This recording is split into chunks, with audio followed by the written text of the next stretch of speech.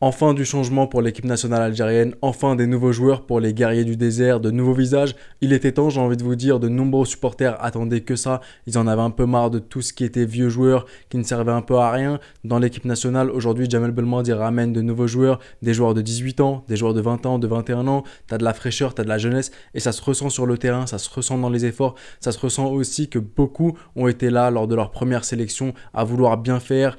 Ils ont raté, certes. L'erreur est humaine, ça arrive à tout le monde, c'est la première sélection, c'est de la pression, c'est aussi énormément de stress, mais en tout cas, ils n'ont jamais lâché. Ryan Aït-Nouri, pour moi, meilleur joueur de ce match-là, il a été irréprochable dans ce qui est implication dans le jeu. Peut-être que vous me direz, sa première sélection nationale, il veut donner bonne impression, mais en tout cas, j'ai vu un joueur qui était très très concerné, j'ai vu un joueur qui a tout donné, et même s'il a commis des erreurs, pour moi, ce n'est pas grave.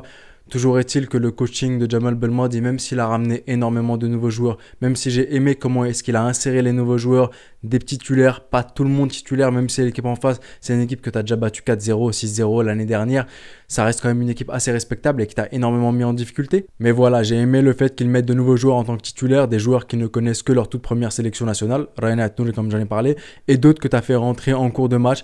Tu leur as donc donné un peu d'expérience, tu les as mis en confiance chez toi devant tes propres supporters, tu ne les fais pas jouer pour la toute première fois à l'extérieur, dans un terrain hostile sous 45 degrés, sur un terrain complètement de très très mauvaise qualité. Aujourd'hui, tu les mets en confiance chez toi, devant tes supporters, comme ça, ils gagnent un peu d'expérience et lorsqu'ils arriveront à l'extérieur, ils auront un peu moins peur et un peu moins de pression.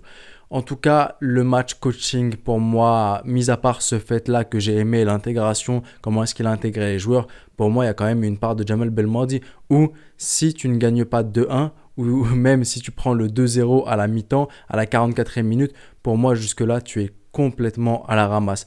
Parce qu'il y a des changements que je ne comprends pas, il y a des joueurs qui sont encore sur le terrain que je ne comprends pas. Aïssa Mendy, je ne comprends pas comment est-ce qu'il peut être sur le terrain. Certes, on peut le remercier pour tout ce qu'il a fait à la Coupe d'Afrique des Nations 2019. Il a été bonhomme, mais on ne vit pas sur les exploits du passé. Et malheureusement, ça, je le ressens toujours un peu en sélection nationale algérienne et surtout de la part de Jamal Belmadi.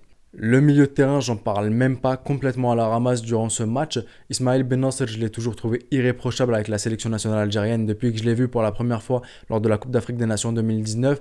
Mais il arrive que des fois, on passe complètement à côté de notre match. Je lui en veux pas du tout. Ça peut arriver à tout le monde. Il passe à côté d'un match, il s'en remettra. Nabil Bentaleb, par contre, je l'ai trouvé très très très nonchalant durant ce match-là. Il aurait pour moi pas forcément dû jouer titulaire. Tu avais Kadri sur le terrain, il aurait pu aussi, enfin sur le banc, pardon.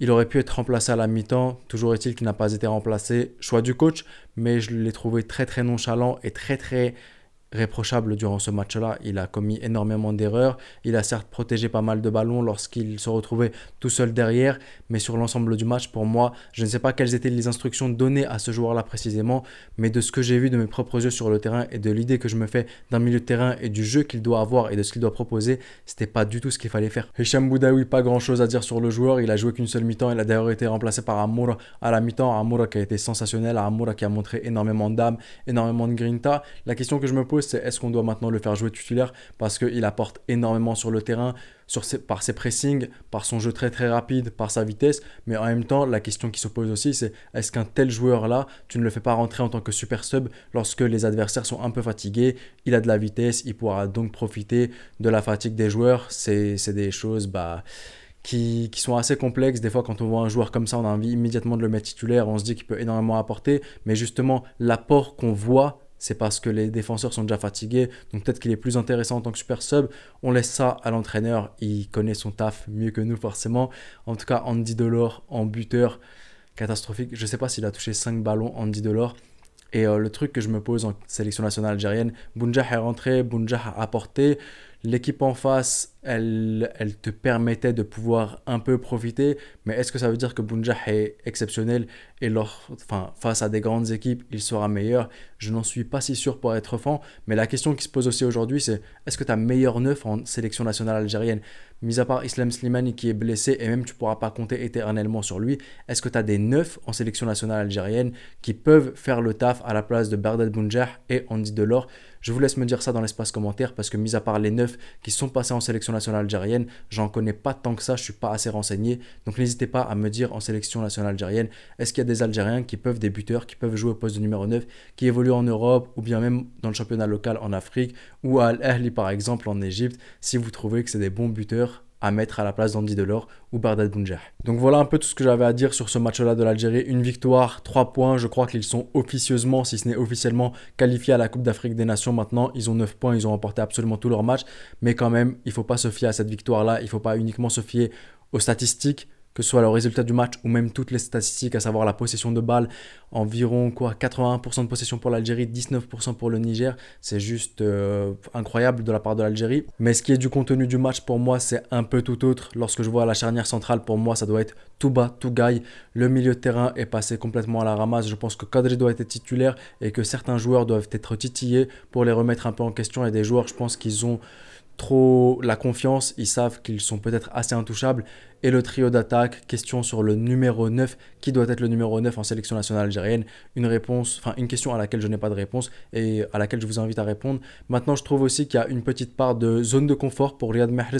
Riyad Mahrez qui bénéficie du fait que Adam Ounes se blesse énormément et donc il n'a pas de réel concurrent et je trouve qu'il se donne un peu moins que les années précédentes. Vous me direz peut-être que c'est la rupture du jeûne qui fait ça parce qu'on est en plein mois de Ramadan. Peut-être aussi que c'est l'âge qu'il prend, mais je le trouve un peu plus nonchalant, un peu moins d'effort de la part de Riyad Mahrez, ou peut-être encore que c'est les consignes de l'entraîneur qui veut le ménager et le préserver. De l'autre côté, Youssef Belaïli, je suis un peu de moins en moins fan, mais je trouve que le fait de faire rentrer Shaibi en tant que super sub, c'était la bonne chose à faire. Et Ryan Ait Nouri, pour moi, homme du match, première sélection, irréprochable quant à son attitude, quant au fait qu'il ait porté le maillot avec honneur et avec fierté et qu'il a absolument tout donné. Jamal Belmadi, si il y avait eu le deuxième but de la part du Niger, je l'aurais complètement remise en question, même s'il y a des petites remises en question sur le fait qu'il, je trouve, n'est pas assez ferme dans ses choix, dans ses décisions, relativement à des joueurs qui, pour moi, n'ont plus du tout leur place en sélection nationale algérienne. J'ai un peu de mal. Donc voilà un peu tout ce que j'avais à dire. Victoire de 1, certes, les 3 points c'est l'essentiel, mais maintenant il faut corriger le contenu en vue du match retour là-bas à l'extérieur. Dites-moi vous ce que vous en avez pensé de ce match-là. Quelles sont vos critiques? Quels sont vos axes d'amélioration? Quelles ont été les choses qui vous ont agréablement surpris? Les points positifs? Je me ferai un plaisir de tous vous lire. C'était le petit pharaon. Prenez soin de vous et de vos proches. Passez un très très bon mois de Ramadan et qu'Allah accepte notre jeûne et nos prières. Et je vous dis... Arrivederci.